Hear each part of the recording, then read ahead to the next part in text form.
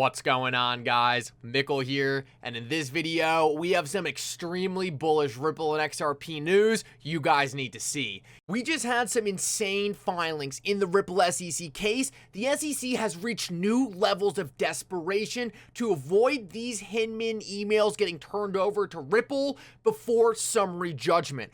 I'm going to show you guys what happened, why I believe the SEC is going to be forced to settle before these Hinman emails get handed over to Ripple before summary judgment, but what the SEC just tried to pull off to get around this. You guys are not going to believe it. We're going to be breaking all of this down in this video. Make sure you guys stick around for that. Guys, we also have some extraordinarily bullish news out of some of Ripple's board members. We see even more high-level people going from the US government to Ripple, and now members of Ripple going over to the US government. Guys, Ripple is part of such a larger plan to transform our financial system. After watching this video, I think you guys are going to have a better understanding of just how ingrained Ripple really is in upgrading the US financial system.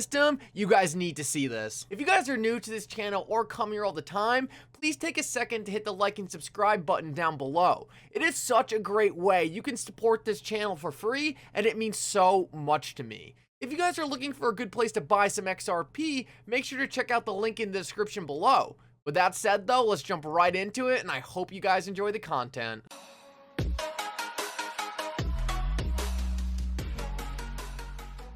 Alrighty guys, I want to start this video off with some super exciting news that just got released today around a Ripple board member. One of the most mind-blowing things for me since I started covering Ripple and XRP is how impressive, how top tier Ripple's board, Ripple's employees are when compared to other industry players. There is no doubt in my mind there is something serious going on behind the scenes for them to attract this kind of top tier talent. And with that said, just today, Biden plans to nominate Michael Barr, a Treasury Department veteran and an architect of the Dodd-Frank Act, as the Fed's chief banking supervisor, sources say. And if we take a look at where Michael Barr has been in the past, we can see he is actually a board member of Ripple Labs and was a former Treasury Secretary. And I kept digging, and yes, it looks like he is still a board member of Ripple. I wonder what company he's going to be pushing for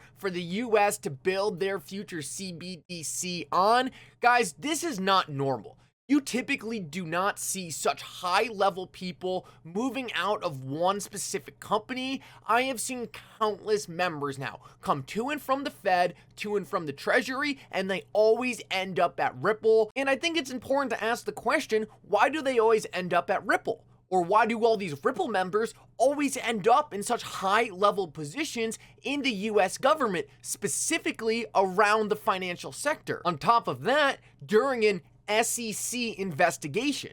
You would think if the SEC investigation had any valid claims to it, well, the Ripple board members probably wouldn't be such a hot candidate for such an important Federal Reserve job. Or also, you would think if Ripple was a sketchy company that was breaking SEC laws, well, not that many high-level government officials would be risking their reputation to go over to Ripple. So with that said, what's going on behind the scenes? And the funny part about that is we don't even really need to speculate.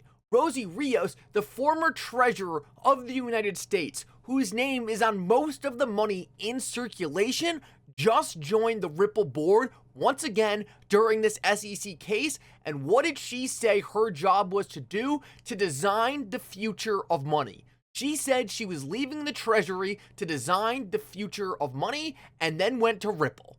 Does that answer the question of why these people are going back and forth? Ripple is the United States' only hope to catching up in this worldwide cryptocurrency revolution. The US is so far behind, but they have one of the best cryptocurrency companies in the entire world. I would argue the best cryptocurrency in the entire world who can catch them up overnight, and that's what's happening here.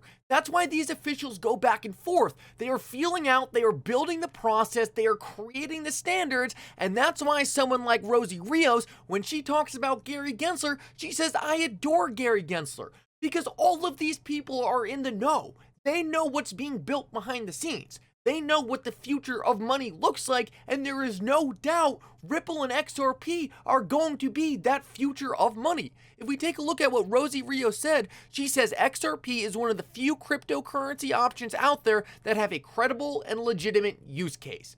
Does that sound like something the SEC has to go after? Of course not. This entire case was to build regulations.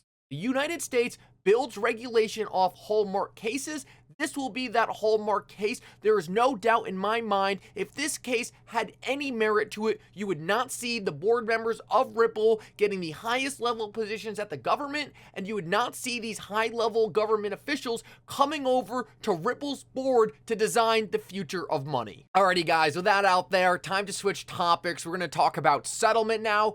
Why the SEC is going to settle this case. There's no question in my mind that the SEC needs to settle this case, but something just got filed today that you guys are definitely going to want to see. I believe the settlement discussions have already begun. To start though, I need to address why the SEC is going to have to settle this case. So earlier today, Jeremy Hogan put out a video, and he essentially was talking about Ripple's huge win on the DPP reconsideration, but he also said that he was slightly worried that the SEC was going to try to redact all the documents so that Ripple could not see the smoking gun. Well, I put out that even if the SEC did redact the smoking gun, and if they were able to do that, the judge is still gonna see it. So I'd imagine this is still a catastrophic scenario for the SEC for any hopes they had at summary judgment. I also 100% believe that the Ripple lawyers already know exactly what was contained in those DPP emails. So they already likely know exactly what they're going after. And the SEC can do everything in their power to hide it from Ripple, but at the end of the day, they can't hide it from the court because for them to redact the documents, the court is gonna have to see it.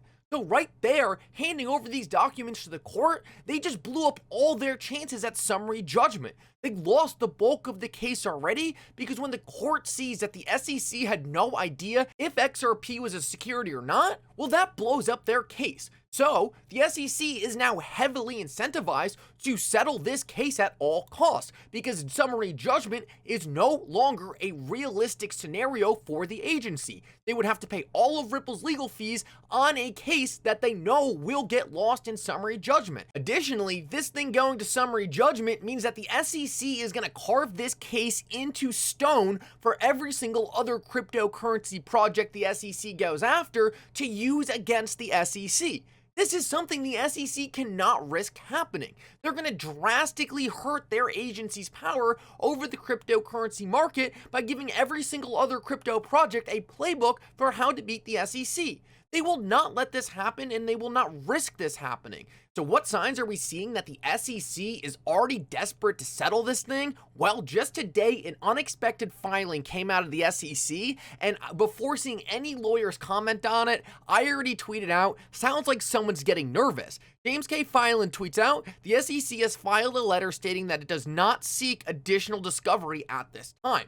Well, just from reading that, I thought this was weird. Up until this point, the SEC was willing to delay this case at all costs, and now suddenly they're asking it not to be delayed.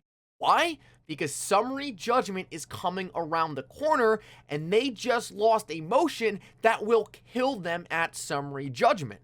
And what did Jeremy Hogan have to say about this? Almost nothing would have surprised me more than this. And yes, this is a very good. The only remaining areas of delay are the Hinman emails and in general just scheduling.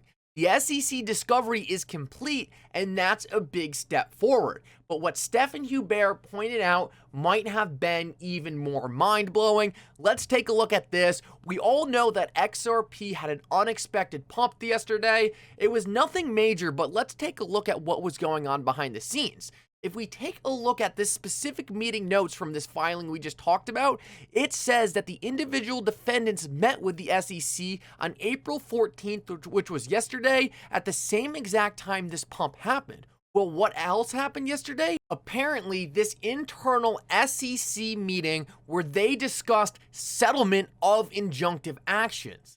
What major settlement could they have been talking about at the same exact time they were meeting with the Ripple lawyers. I'll let you guys think about that one on your own, but I have my suspicions. So is it that easy? Is the SEC just giving up? Of course not. The SEC came back and filed another motion for another reconsideration of the Bill Hinman emails and explicitly stated that they are going to appeal this to Judge Torres. So you might be thinking, that's a bad sign. Well, no, Jeremy Hogan told us that this is actually a very good sign because it shows us that there is no doubt a smoking gun in these emails and the SEC is not going to hand them over. This makes it extremely obvious that the SEC will settle because we know for a fact this decision is not getting overturned by Judge Netburn.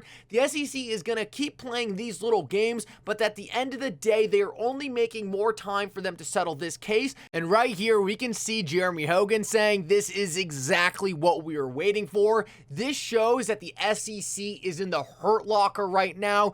They are getting so desperate they don't even know what to do. I will say the only way I see the SEC not settling this, if the entire purpose of this case really was to create the cryptocurrency regulations for the rest of the market to follow, in any other case, it makes zero sense that the SEC would not settle this thing because it could not be more obvious that in summary judgment, they are going to get smacked down by the court. It makes no sense that they would ask for this and no sense they would subject themselves to this unless this was more than just a simple case against Ripple.